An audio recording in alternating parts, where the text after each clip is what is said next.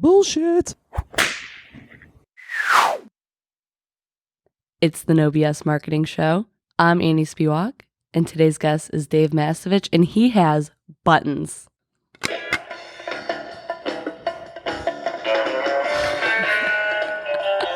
Yeah, baby. It's our ad-free 250th. Sure is. It's a special episode. That's why we're switching things up. We're putting Dave in the hot seat to celebrate a big milestone of his, the 250th episode of the No BS Marketing Show. Welcome. How's it feel to be the host? You know what? We were just talking about this. And I said, I think it's easier to be the guest. I'm thinking that right now. I don't have any pressure. I'm not worried. I have no notes in front of me. I've got notes. I've got tons of them. You guys can't see them. But Yeah. And Dave actually doesn't know some of these questions that are coming his way. And he's already warned me. He's going to be a difficult guest. Does that surprise any of our listeners? Bullshit. See, he's got multiple buttons. Just wait. It's going to be fun. It is. I'm excited. Well, back around 100, I think, one of the milestone episodes, Suzanne turned the tables. So it'll be interesting to have you turn the tables as well. Speaking of turning the tables, you told us that you used to be a DJ. Yes. What was your favorite song to play? Favorite song to play? There wasn't one song. There was different philosophies. So, that was when I was a DJ. So I was DJ on many radio stations at the same time. But then I had my own DJing business that I did clubs and weddings and parties. And I was more of a able to mix it up type of DJ. So back then, alternative really meant alternative until like grunge changed that. And then grunge was great and all, but then grunge became mainstream. So then hip hop and, so back then alternative was legitimately alternative. And I was the only DJ that would actually play some alternative when you were at an event or at a club. So I would try to just package it into different segments. And I had certain groups that could segue between genres, like In Excess. You could play In Excess after dance hip hop and then go into alternative. And so there was like strategies like that where you had certain groups that were segue groups. See, he was even strategic as a DJ, if that tells you anything. I guess it was, I always looked at the crowd and tried to figure out who was the crazy people. And there always were some crazy ones. Bonita would be a crazy guest. I had this one guy who would come and I played these. So I played all kinds of different bars. So some of the bars were shot in a beer type, working class bars throughout Western Pennsylvania. And then other times they'd be like college bars. And then other times they'd be dance clubs and other times they'd be weddings. But there was this one place where I had a lot of, I would actually do 2 gigs in one night many times when I started when I was 18 or 19. So I had fake ID and stuff, and I would go in and I would do a happy hour one. This one place wanted me to do a happy hour. So I'd start at like 4 and go to like 7 or 8. Then I'd jump in the car with all my shit and drive to the next place and start at 10. This was like in around the steel mills and so forth. So it was one of those kind of like picture Homestead or a Braddock type bar. And this one guy would come in every Friday with his paycheck cashed, and he would try to make the record skip. And he was kind of dense because after he did it once or twice, the next week I came in and I had a bunch of songs queued up already on cassette. So that shows you how far back it went. And then later I was one of the early people to have CDs. And so he would try to make it skip. And then I'd have either a CD on or a cassette on, and he'd be like jumping he'd come with his work boots, his construction boots and shit. And he'd order his shot and a beer. As soon as he walked in, do a shot, drink the beer, and he'd come out and he'd start just jumping up and down. And he was like this big burly guy. And I was a little bit scrawny at 19. And so he knew he was going to be able to do whatever he wanted. So my way to win was he'd just stand there and I'd look at him and he'd jump and jump and jump and the whole DJ rack would be shaking. That's the kind of shit you had to deal with. I guess you didn't expect that. I threw you off already. See, I told you I was going to be a tough guest. No, this is perfect. I think that we deal with those kinds of distractions every day in Mass Solutions. Yes, absolutely. You get some kicking and screaming people that we deal with. Well, as you can tell, Dave's obviously a storyteller, and he's a damn good one. Thank you. He's the CEO of Mass Solutions, which is a bunch of storytellers. That's what we do. We tell brand stories, and we do it through real no BS marketing. But I think that one story that's always lacking and that a lot of our clients want to hear, listeners want to hear, is about your story. Tell us what you came from, how you got to be where you are today, and just sort of walk us through that life of Dave. Sure. Well, I grew up in an amazing family. My parents are my heroes, and they're just awesome. And my brother's my older brother, and we just had an amazing childhood. Just a lot of fun. My mom was super creative at doing the unstructured play. And so I took that philosophy with my three sons, and she just would make every event really cool. I can just remember little things that you didn't have generations ago, like every holiday when we came home as little kids, there'd be like St. Patrick's Day cupcakes or whatever.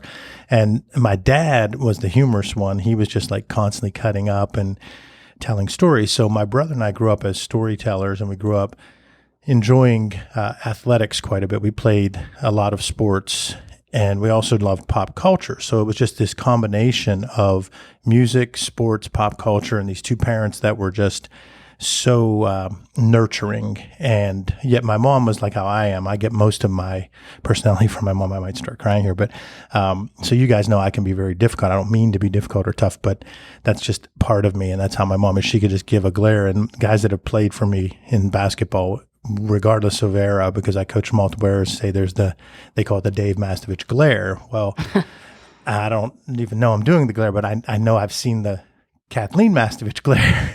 So my brother and I grew up just very active, very involved, very athletic, very music oriented. And so we grew up humble though, without a lot. So there's like a lot of different things that impact me, that kind of stick with you, good and bad. You kind of need to let things go, and I haven't let all of that go. But we grew up, didn't have a whole lot, but there's a song, Living in the City by Stevie Wonder, and I forget the exact quote, but it says something about, we didn't have all the greatest clothes, but they were always clean, and the house was always clean, and that's my mom. That song makes me get emotional when I hear it. So we didn't have the hippest clothes, and we didn't have, there's a scene in Dirty Dancing at the end when all the lower class people come, and that was my crew. We didn't dance, but I'm saying that those people looked like my crew. You looked like that. You looked like you didn't have a whole lot, and so there was a lot of there's issues around that. There's playing sports against the wealthier kids was always interesting, and so I don't know why we got on that tangent, but my brother and I grew up like that, and we also were challenged by my mom to write and to speak and to do that kind of stuff. So Mike and I ended up writing when we were teenagers, and I started doing radio. So I was like 15 or 16, and I was doing some on-air work. And then by the time I was 17, I was writing some bits for a morning show and doing voices for a morning show, which was really fun for me because I love coming up with characters. And my kids will tell you, like, I have Evil One-Eye Man and all these guys I made up when they were little kids. So I would write these skits with these other super talented people on this morning show, and we'd write characters and bits, and we were doing that. And my brother, meanwhile, was just spectacular at writing sports. And we also did comic books. And interestingly, the first ever creative director, and he's still a key part of Mass Solutions, is Mike Minot. He lived right down below us, down the alley from my brother and I. And the three of us started writing comic books and creating comic books when we were, probably 8, 9, 10. And it was already forming what would end up happening today is I would frustrate them by saying what was in my head, and at 9 years old, not understanding why they couldn't draw exactly what was in my head. So I was already trying to be the creative director, but then all three of us would write, and the two of them would draw. My brother could write and draw. Minnow could mostly draw, and I could mostly write, and I was terrible at drawing. But then when the finished product was done, I went around and sold it around the neighborhood. So I sold comic books. So I was already bringing that business side to it. So just my brother and Mike Minot and I, we just constantly were creating. And interestingly, as soon as I had the chance with a budget at one of my jobs, I brought Mike Minot in, and he ended up working with me at every stop that I did. And when I decided to do Mass Solutions, he designed the logo. He was actively involved in coining things like light reading.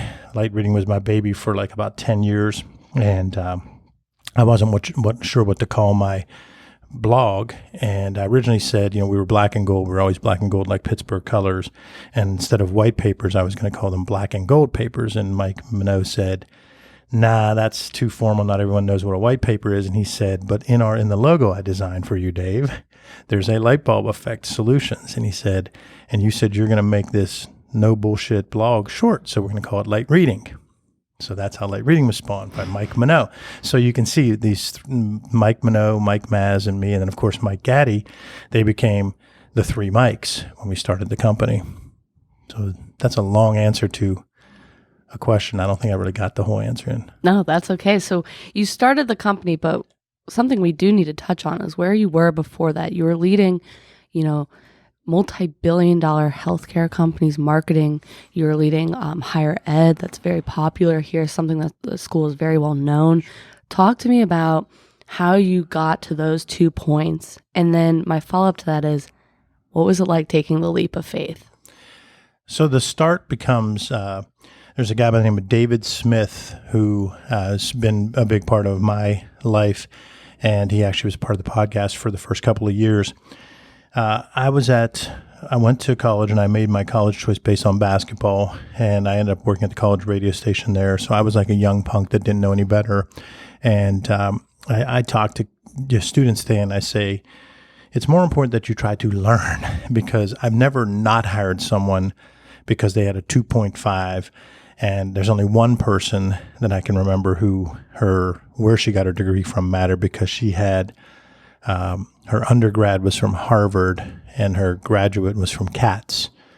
And she turned out to be a fantastic employee. But that's the only person that I can tell you out of thousands that I've hired what their degrees were and what their grade point averages. So I tell people to not worry about that as much. And that's not to say I didn't end up having a good grade point average. I'm just able to take tests really well. And I'm able to do projects and speak in classes very well at an early age. So I did very, very well without doing much work. But David Smith, I come back from my freshman year, and I walk into this radio station, and I remember I brought in this demo tape, but I didn't know anything about demo tapes, so I left the songs on there.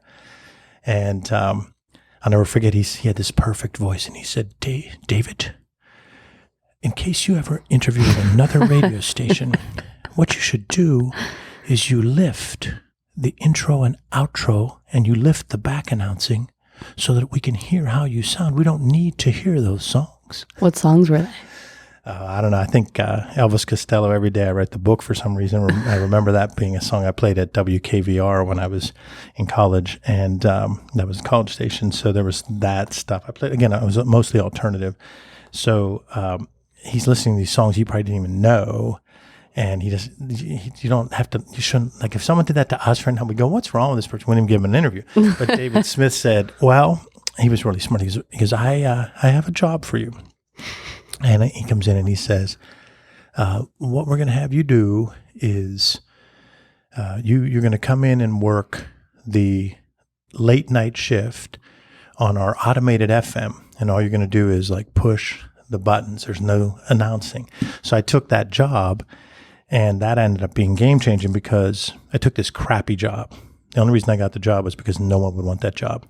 But then I kept asking for more work. And I'd say, can I do this? Can I do that? So it would let me set up for the remote broadcasts. And today, a remote broadcast can be done on your smartphone. But back then, you brought what was called a Marty. And a Marty unit was very expensive, hugely expensive. So not every station had them. And a Marty unit was 3 foot by 2 foot. And you plug everything into that, and it's somehow transmitted. So to set up for a remote broadcast was about an hour setup. So that was one of the first things he had me do. Then he gave me a little bit of news. Well, then he started seeing my writing skills. So he said, would you like to write some bits for the morning show? Then I started doing more and more. And why is this relevant? Because all through college, I worked at those 2 stations and 2 other stations. And then when I graduated from college, just total serendipity, the week before I graduated from college, the stations filed for bankruptcy. And so David Smith's there in a program manager role. And the place files for bankruptcy. And this is actually the funny part of the story is their credit union that they took their loan from takes over the station. So radio stations are just like what you've seen on TV. So radio stations in the 80s and 90s were like what you saw on TV with WKRP and News Radio and all those shows, in that there was a lot of chaos, a lot of creativity. You walked in and there were posters of artists and things like that. Well, this credit union decides, I come back from college and I walk in and there's an American flag and a credit union flag, and there's a secretary dressed to the nines in a front desk right there, and they knocked the walls down and made it almost look like bank teller windows to get to the people that work there. And I come in and I go to Dave Smith, I go, what the hell's going on? And he said, well, we need you bad. And he said, we went bankrupt and these guys took over and we don't have anybody to do any of the selling or any of the promotional ideas. So I naturally take the job because the arrogance of ignorance. You don't know any better, so you just do it.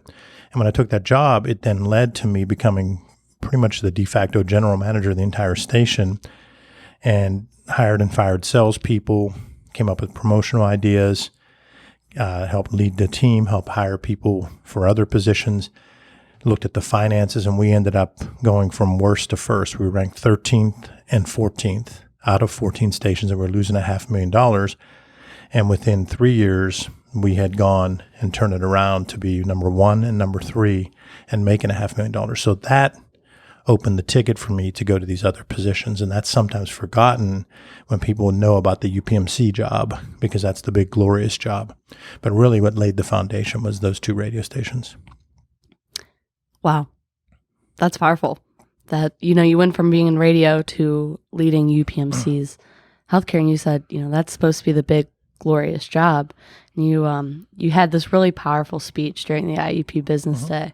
And I'm always referencing it to you, to other people, and you're like, I said that? And I'm like, yeah, you did. And you said something during it that I think is a big lesson for anyone 50 years old, 100 years old, 5 years old, and graduating college. It's get comfortable with being uncomfortable. And you're always telling us that. Yes. How did you do that through the course of, radio, through UPMC, Duquesne? At what point did you say, this feeling's okay, I'm growing, and this is where I'm supposed to be going? Well, there's a huge competitiveness in me, and I get that from my mom. And what happens is there's a cliche, like, don't tell me I can't do something. So that's the first thing. If somebody told me back then that I couldn't do something, I wanted to prove them wrong. But then I also, at a young age, realized something, that I didn't have this prophetic line that I've said to my sons and kids I've coached since I was 21, 22 years old. I started coaching. It's doing the things that you don't want to do and that other people don't want to do are what will change you. So, getting up and shoveling the snow to go shoot around helped make me a better basketball player, because I was shoveling snow to shoot around when other people were sitting by the fire watching TV, so, and so I took marginal ability, in the broad scope of things. When you look at the level of basketball athleticism at the highest level and the second highest level and the third, I'm nowhere close. But what I was able to do is take that marginal athletic ability and have the basketball IQ to apply it by doing that stuff. So then the same thing happened when I became a DJ. They told me, you're going to push buttons and work at night. And I said, all right. But then I kept asking for more and more. So that happened with many, many things. It happened with sports. It happened with academics. It happened with whatever you told me I couldn't do. I then would find a way to do it, and I'd do a plan. And my mom gave my brother and I the task list mindset. So my college roommate, Sam Buchon, always would say to me, I never was organized till I lived with the Mastovich brothers. He said, because my brother came back for his master's at the same place I was at undergrad. And he said, like, you two were getting up at like 19 years old and writing down your first 10, 12 things you were going to do. And you would prioritize them. Well, that was my mom. She had the Franklin Covey system without being trademarked. And so she would say, you write down everything you're going to do, then you rank which ones are most important you do. Well, that's the Franklin Covey system, which when the Franklin Covey system was introduced to me, I kept going, this is mom's stuff with all kinds of shit behind it. So just being very driven and detailed, and then being willing to do what you didn't like to do. So like, I didn't want to do that night shift. That was horrible. I didn't want to get up at 7, 8 in the morning when I was hungover at 20 to go and set up for a remote and crawl around on the floor. I didn't want to watch a drunk construction worker jump in front of my DJing equipment, which I'd put my heart and soul in, and my dad loaned me some money, and my friend Don Uslak loaned me some equipment. I didn't even have the money to buy the equipment, and this guy's trying to bust it. I didn't want to do that. So you could have quit and said, I'm no longer the DJ at the happy hour thing. I didn't want to drive from the happy hour thing to the 10 o'clock thing and DJ. But I did want the money, and I did want the high of whenever you're getting everybody rocking. I did want that. So I would always say, okay, do what you don't necessarily want to do because others don't want to do it either. And that's what getting comfortable with being uncomfortable is all about. So building off of that, you made the leap to start Mass Solutions. That had to have been uncomfortable, nerve-wracking, and terrifying. I'm sure your wife was probably like, what are you doing? You're going to do this? And so everybody in the Mastovich family, and definitely including your brother, has to be nervous. And what was it like? What was that first week where you did it? Was there relief? Was there excitement? Well, I have to go back a couple of other things. So there's a couple of other moves. So when I first was at the radio stations, a college dean that I had known in undergrad reached out to me and said, why don't you come work for us and get your MBA and teach and do some writing? So I went back to my alma mater after working at those radio stations after making a ton of money. So now here I was really, really young, making really, really good money in a town where the cost of living was really, really low. So I had a really sweet brand new car, but I also went and bought a van for the DJing. I had whatever I wanted. I mean, I came to Pittsburgh all the time for concerts. I had traveled, I saved money, I invested money, and I took a 75% pay cut to go take a small salary to go get the graduate degree. So that was a pretty big, you want to talk about getting comfortable with being uncomfortable. So I tried to make the most of it. I immediately got the house DJ at one of the places in town and so forth. So there's that. And then when I went to a couple of different stops at in healthcare, the same thing would happen. You would get these offers, and there was one I wasn't going to take. And there was a pretty significant story that I wasn't even married yet, and I was actually about to be married.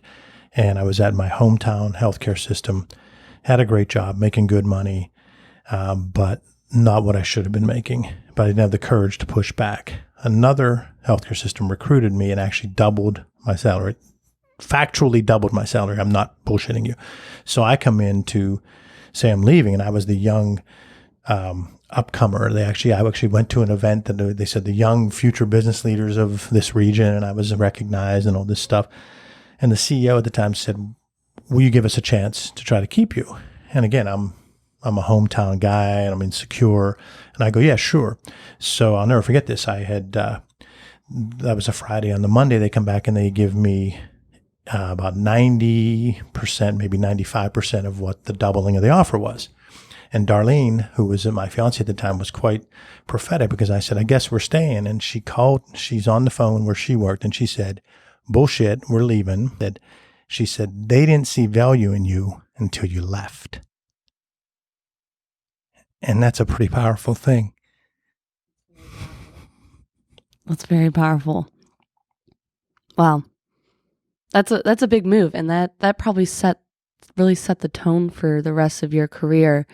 And, it's something that I think that you instill in all of us here at Mass Solutions, your worth and what your place is and what you do bring to the table. And we talk a lot about our PI, and we always laugh. I always say, and you guys say I'm not detailed. And then I notice that there's like one bottle missing from the shelf, and I can tell you what flavor it is. But it's something that you do as a leader, is that you understand what people bring to the table, and you work off that, not the things that they don't want to do or that just drains them. And I think that shows, in knowing the story now, it really makes it obvious what your leadership style is, how you started Mass Solutions. And, I know you've hit obstacles, and you're always very humble about it, saying, this is when I made a mistake. Mm-hmm. Don't make the same mistake I did. Well, but talk about the triumphs. One triumph that I want to say is you've mentioned UPMC, and I want to be completely clear. There were two amazing leaders there. One is still there, Jeffrey Romoff and John Paul, and they both saw value in me, but there was probably 100 100 pivotal leaders at that company. That's how big that company was. And I'm blessed that I was one of those 100. And there's so much talent that was around me. So I was blessed that they gave me a whole lot of responsibility, that wrote my ticket. But there was 100 other people that were doing a ton of stuff too. And John Paul believed in me and recruited me for quite a lengthy time. He would see me go, when you coming to play for the Yankees? Because he knows I'm a sports guy. And he'd go, when you coming to play for the Yankees? And I remember when I was at Duquesne, I said, I guess I'm at the California Angels they were at the time. And he laughed. And he kept saying, when are you going to come play for the Yankees? Because he knew I was doing it with less. I was doing these things at these other systems, doing turnarounds and taking things to another level. And Tony Lombardi, who's been a guest on the show, was the first place I went to where we actually had stability. So I needed to prove that I could do it with a place that had stability, because I'd done all these turnarounds. So I consciously went to Monongahela Valley Hospital, because Tony was very well known as the longest tenured CEO in the United States. He also had a reputation as being a challenge, but also a vision. And it was the first place I went that was stable. And it was a battle. Tony and I both have hugged and cried it out and hugged it out. We were tough on each other. I was the young gun who believed it was my way, and he was the established vet that was like, who the hell do you think you are? And so we had all kinds of battles. But at the end of it, we had tremendous respect. But that's when I knew, because I'd done all the turnarounds where, this is going to sound funny, but when you have 6 days cash on hand, there really isn't a mistake you can make. So George Hartnett was a phenomenal mentor for me, and he was also on the show. And when he and I were doing that turnaround, and he was leading it, I mean, make no mistake, but when we were doing that turnaround, I didn't have the fear that I had at, say, Monongahela Valley, because Tony had built that place and had it so established. When there's 6 days cash on hand and I'm going and arguing with a surgeon who's blocking off a key surgical time while he's jogging, people wanted the coveted 8 a.m. slot to do surgery, and this jackass who had been there 20 years figures I can block off 8 to 10 and I'll just jog and come in and do one surgery. And I go out and start jogging with him. I'm like 25 years old and I'm jogging right beside him. And he's looking at me like, who's this big goon coming down the hall? And the hospital had this beautiful place, and you could run around it and jog around the hospital. And I said, hey, you don't get that slot anymore. And I look back and I say, that took, I guess you'd say it took courage. But on the other hand, if he said no, I was going to just go and say to the board, this guy said no and fought me, and we have 6 days cash on hand. So I guess what I'm saying is every situation is different. When Pat Riley took over the Knicks after being with the Lakers, the risk was minimal. They were bad. They weren't where they should have been. So I'm going way back showing my age, but like when these coaches take over a job, a lot of times when you're taking over a place in disarray. So that's the thing. So then when I went to Monongahela Valley Hospital, Tony's stability and his, he was very much an older style leader, still gave me that confidence to say, okay, I could do it in a setting that was highly structured. I'm talking highly structured. You didn't take your jacket off, structured, when you went to lunch. But we had money and we had the means. So all these other ones were turnarounds. You have 6 days cash on hand. A mistake is a mistake is a mistake. It's not a mistake. You can try shit. Nick Jacobs was also a guest on here when he was managing Winber Hospital, Winber Medical Center. It was such a small medical center that Nick Jacobs could try these really innovative things, because you're this 50-bed hospital or 70-bed hospital. So he would try something and it would work for Nick, and it kept that hospital alive. That is, you actually sort of have less risk than when you go to that established place. And so then the leap to UPMC was John continually running into me at social settings and saying, when are you going to play for the Yankees? And I'll never forget when I met with him, he said, what would you like to do? And I wrote down about 5 things. And a week later, he came back and said, I got those 3 and I got 3 other ones. 3 of those 5 and I got 3 other ones. And he knew I was a sports guy. And I said, I want to take the sports sponsorship to another level. And he said, that's good, because so do I. And he said, sports is the fabric of this region. And John Paul's the reason, in my opinion, the biggest reason why UPMC took that sports branding and we were creative, and Tony Detry and a couple other people were creative and worked with Dave Soltesz at the Penguins and worked with various people at the Steelers. And we took that UPMC and tied it to sports. And that was one of the things that got me. He knew, so he understood that could get me.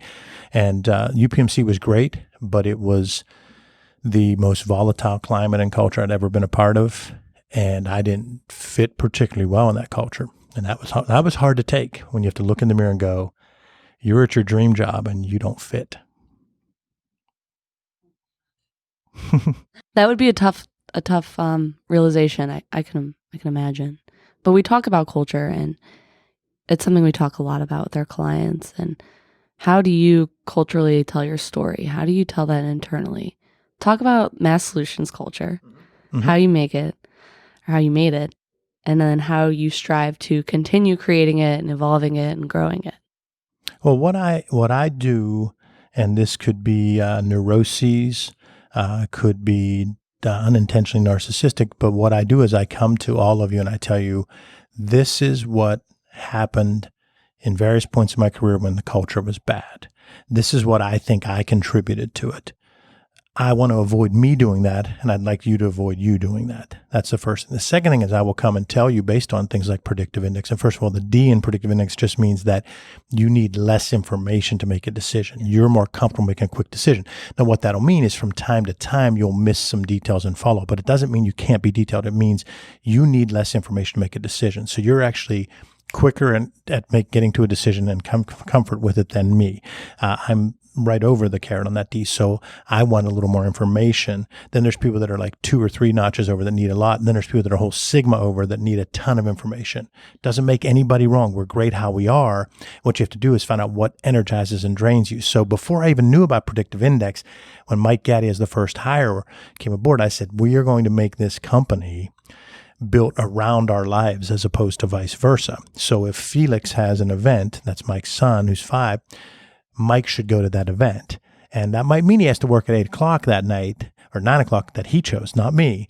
But in other words, I'm going to still hold you accountable to your deadlines, but leave at 3. If getting there at 3:30, like I went to the Halloween parade for Alec, Brevin, and Carter at their elementary school every year. Well, I might have missed one. I shouldn't say every, but the vast majority of those years I went, and there weren't a lot of people there, and it was mostly female dominated, mostly mom dominated, and I'm not sure what that says or means because it might have changed in the last few years because I'm not in the elementary level, but I was at that every year just about, and I would go to that. I just said as one example because I would just say, okay, I'm going to coach football this year, and that's going to necessitate leaving at 3:15 so I can be at that field at 5:30 ready to start a practice. And what that then often meant was around 9:30 or 10 o'clock when everybody was winding down at the house, I was on the laptop making sure I got caught up, not because I needed to, because I wanted to. And so that was the biggest thing that I set forth when we started this company, because I can't say that I was so smart that I called it the no bullshit company from the beginning. I didn't. But really, the whole premise from day one was twofold. One was we're not going to do the bullshit that everybody does. We didn't know to call it no bullshit market, but we're not going to do the bullshit that is fake, that is worry about style over substance, that is have some pithy mission statement or vision and value statement that doesn't mean shit that nobody can remember. We're not going to worry about how someone looks. You got to be professional, but we're not going to sit here and worry exactly about if you have a tie on and what your shoes were and this and that. Again, you've got to be professional, but that's on you to decide what professional is. And if it looks like you're out of professional spectrum, we'll probably have a little side conversation. We're not going to miss a ton of deadlines, which across this country and probably across the world, that is highly common to miss deadlines. We're not going to miss a lot of deadlines. We're not going to nickel and dime people. So we lost a ton of money because people took advantage of us. Even good people, good clients took advantage of us because you know why? If you don't ask for the price, they're going to happily take it at a discounted rate. So we were taken advantage of by a lot of people, even many of them good people, and that was on me. So we weren't going to nickel and dime people, but the negative of that is, you always hear me say this phrase, an unguarded strength is a double weakness. The unguarded strength of not nickel and diming led me to say, just throw that in. Let's just throw that in to make them happy. Well, that's probably cost the company, it's definitely 7 figures over the 14 years of the company. 7 figures over 14 years. And, do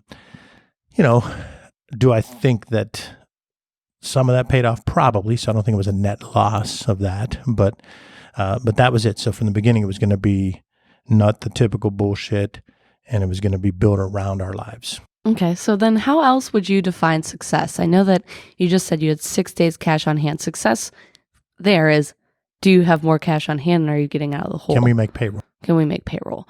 And then, talk about success with UPMC. That was launching the health plan like that, that was huge. And we're always Yes. talking about KPIs. Mhm. And I want to know, are there other ways that you define success? Tell me your viewpoint, your perspective.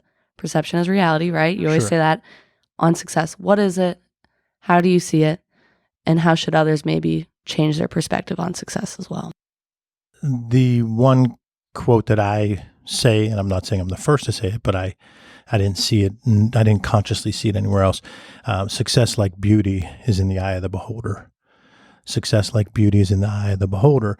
And we should define what our success is. And when you have challenges in our lives, and all of us succumb to it, is we all fixate on things beyond what we define as success. So whether it's a movie called Bad Moms or something that the gist of that movie, from what I understand, I watched the end of it last night for 20 minutes. I'm scanning. I'm like, hey, I heard about this movie. And my take is the gist of it. They were saying that, hey, all these moms were judging each other and trying to be this perfect mom. And, there's no perfect mom. Well, so success, like beauty, is in the eye of the beholder. And so you have to really take a look at what you're going to evaluate as success. And there's one thing that happened. This did happen consciously pretty early in my career, is I realized that people didn't understand what marketing was. And so I had training. I had some really good training in marketing as an undergraduate. I had some good training in my first job. Mike Minot and my brother and I were naturally inclined that way. So we were doing it when we were 10. You throw all that in together, and then when I go and get my MBA, it just was a everything came together and just thrived. So I really felt I had already experienced marketing and knew marketing. So what happened, and what one of my definitions of success is for me, is to do real marketing and spread the word about real marketing to enable anyone that wants to do real marketing to be able to. And that actually was one of the reasons Mass Solutions was started. That's part of our why. I was at those bigger companies and we were doing kick-ass marketing. And I'd be talking to somebody at a company that had maybe $80 million in annual sales. So they're a smaller company and we were $5 billion or $7 billion in sales. And they would say, yeah, you guys got all the money. That's why you're able to market. And I thought, yeah, he or she's right. But then I would find a nugget, a person who was just amazing at marketing, even at a company that only did $10 million in annual sales. And I said, no, my instincts were correct 10 years ago. Everyone can do real marketing if they understand it and try it. So part of the reason for Mass Solutions is that, and that is one of my evaluations of success, is, am I doing real marketing? Am I living true to the definition of marketing? My definition of marketing, which I came up with way back when I was at Armstrong in Monongahela Valley, is first define who you want to reach and influence, then find out what they want, think and feel through marketing intel, develop it and tweak it if you don't already have it, so that you can give it to them when and where they want it at a price they're willing to pay, and then tell them about it again and again and again. The vast majority of people who even work in marketing focus more on the tell them about it again and again and again. That's who I call a bullshit marketer. So if someone's a loyal listener and that's what you do, sorry, but you're a bullshit marketer. Sorry. Bullshit. Yeah. So that's the thing, is the vast majority of the people focus on the telling them about it again and again. And you really need to focus on first clearly defining and drilling down those target audience, finding out what they want through marketing intel. So segmentation and intel, understanding your customer opportunity, marketing solutions more than creative, not creative just for creative's sake. So that's one of the ways I define success. It's all about no BS, right? Right. So we've heard Dave's philosophy on success. We've learned his story as a professional. We've gotten into the culture of Mass Solutions. We've really gone deep here. But I want to show the really fun side of Dave, that when he comes to the office, everyone knows and everyone's like, oh man, he's coming. And everyone's so excited because, he's fun. He's a lot of fun. And that's Mass Solutions culture. He left that out, is that we have a lot of fun. We care a lot about each other. And so we're going to have a little fun here. I want to know your go-to basketball move. My go-to basketball move? Oh, yeah. What was Dave Mastovich's signature move?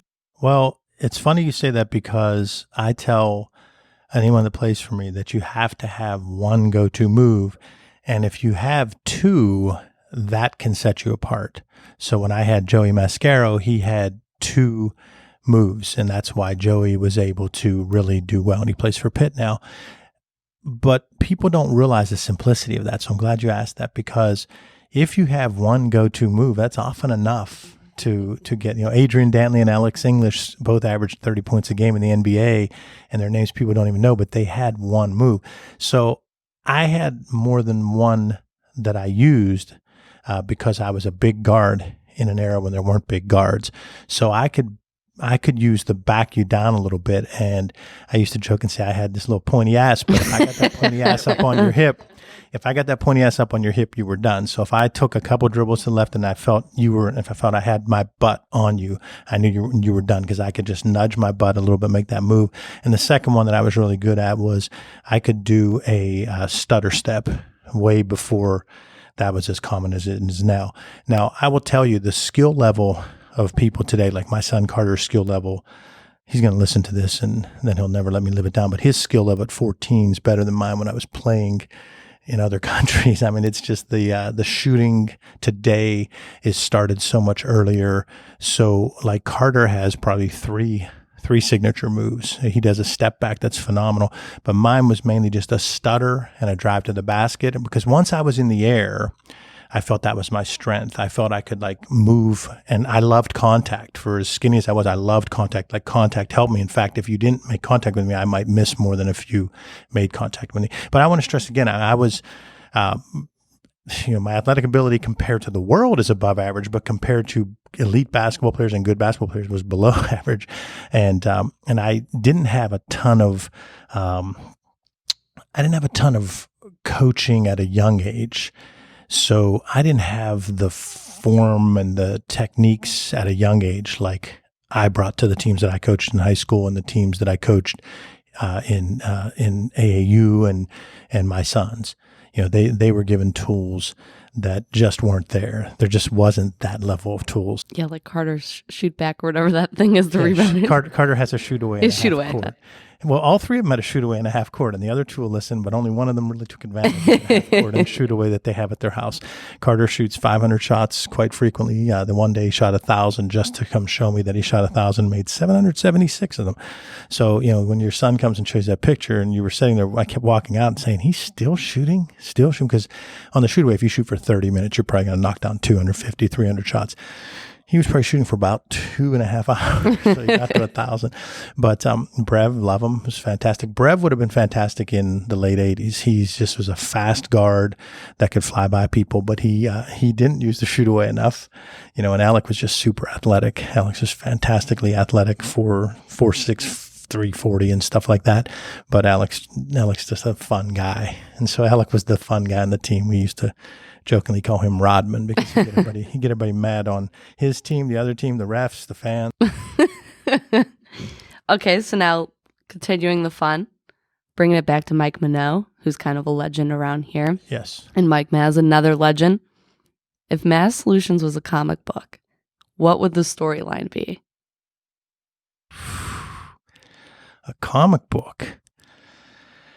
Oh, man, that's hard to say because you see the personalities of the three of us. And I always say both of those guys, I feel sad sometimes because I'm such a forceful personality and talk a lot.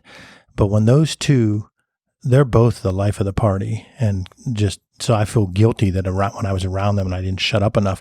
Like my brother, when I've seen him master ceremonies for events, he's just phenomenal. Same thing with Mike Minot, incredible conversationalist. They're both well-read. They're both well-rounded, but their demeanor's quite different from mine. So I don't know how you'd make that into a comic book. That's a hard one. Gee. Could be a series. I think Gaddy has to be in there for sure. Well, he was part of the 3 mics, man. Yeah. Back when I wrote the first book, it was the 3 mics. The 3 mics. And then you added a few more microphones, which is why we're here celebrating the 250th episode. So continuing on the basketball theme, Dave and I are both into sports. We talk about it nonstop, probably drive people crazy. Yes. Bonita always has to say, what, huh? When she told me she barely knew who LeBron was, I said, yeah, that's I respect that, actually. Yeah. And she always says, you guys talking about sports again? I'm like, yeah, when do we stop? LeBron or Kobe? LeBron. LeBron or Michael? Michael. Ooh. I wasn't expecting that since you're such a big LeBron fan. Yeah.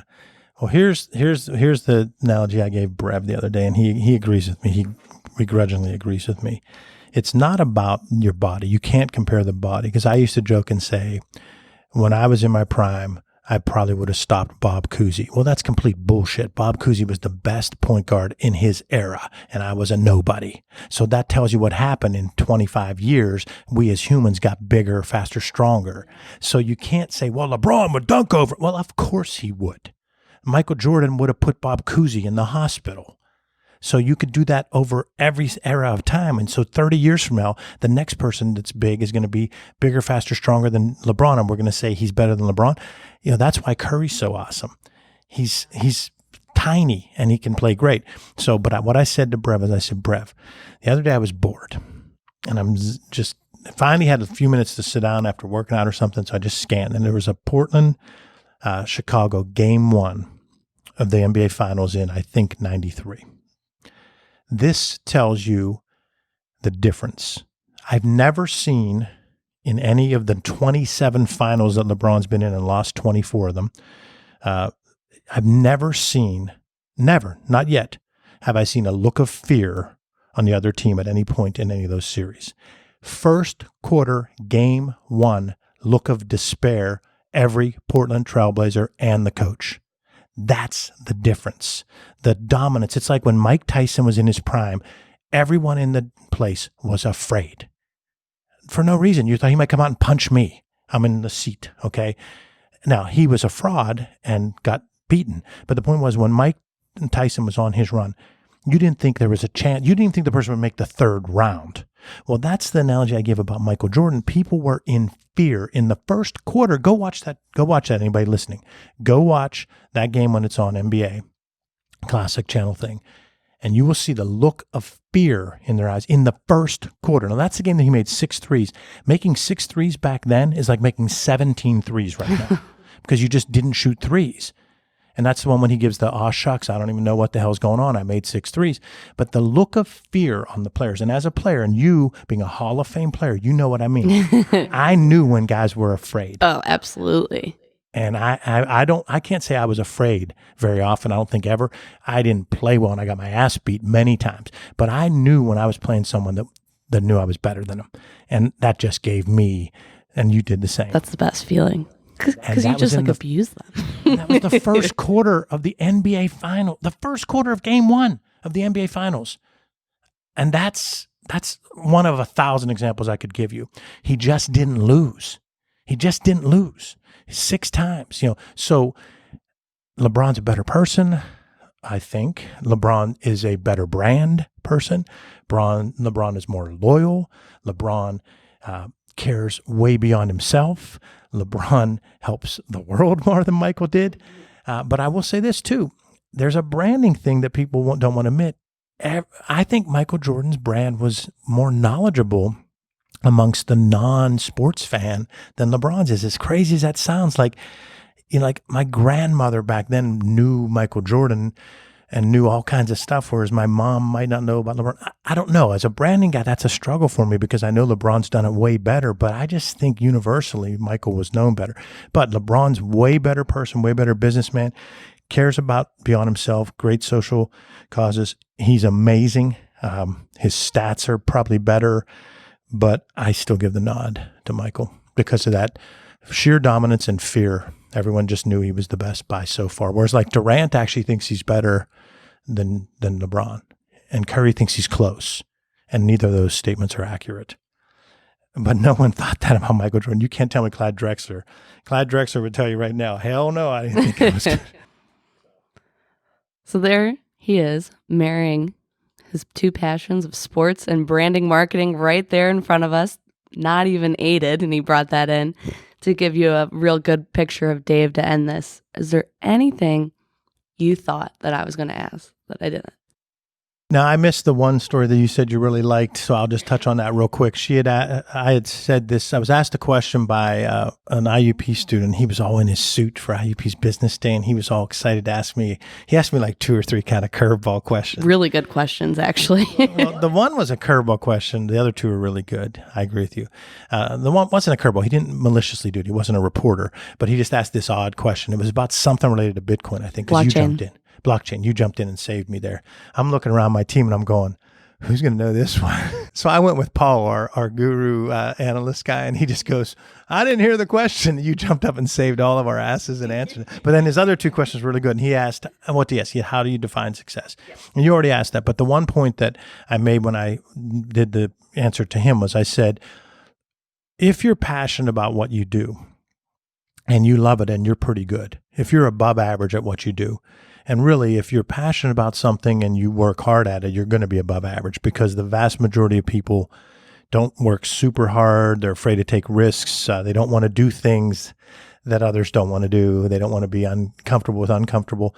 So if you get comfortable with uncomfortable and you work hard and you love something, you're probably going to be above average. When you get to that point, the money becomes a way to keep score.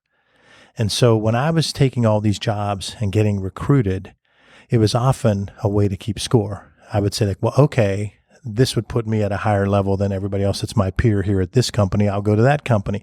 And if that wasn't the only reason you did it, what I'm saying is you looked at the job and said, this job's great. I love it. I think I'm going to try it.